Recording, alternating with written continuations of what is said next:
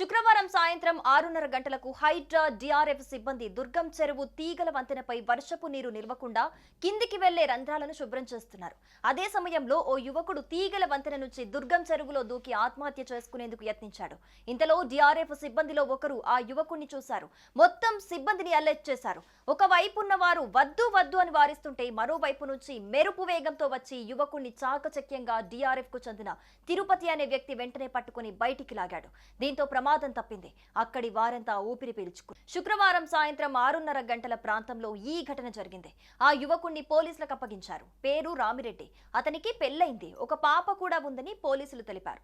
మద్యానికి బానిసై తాగిన మత్తులో ఇంట్లో గొడవపడి వచ్చి ఆత్మహత్యకు యత్నించినట్టుగా చెప్పారు. అలిగి భార్య ఇంట్లోంచి వెళ్లిపోతే అతని సోదరికి రామిరెడ్డిని పోలీసులు అప్పగించారు. మొత్తంగా చాకచక్యంగా వ్యవహరించి చెరువులోకి దూకబోతున్న యువకుణ్ణి అడ్డుకుంది హైడ్రా. సమాచారం అందుకున్న పోలీసులు హుటాహుటిన ఘటనా స్థలానికి చేరుకున్నారు. యువకుణ్ణి అదుపులోకి తీసుకుని ఆత్మహత్యా యత్నానికి గల కారణాలేంటని ఆరా తీశారు. మద్యం మత్తులో ఇంట్లో గొడవ కావటంతో చనిపోవాలనుకున్నానని పోలీసులకు తెలిపాడు ఆ యువకుడు. అనంతరం యువకుడికి కౌన్సిలింగ్ ఇచ్చి కుటుంబ సభ్యులకు అప్పగించారు పోలీసులు.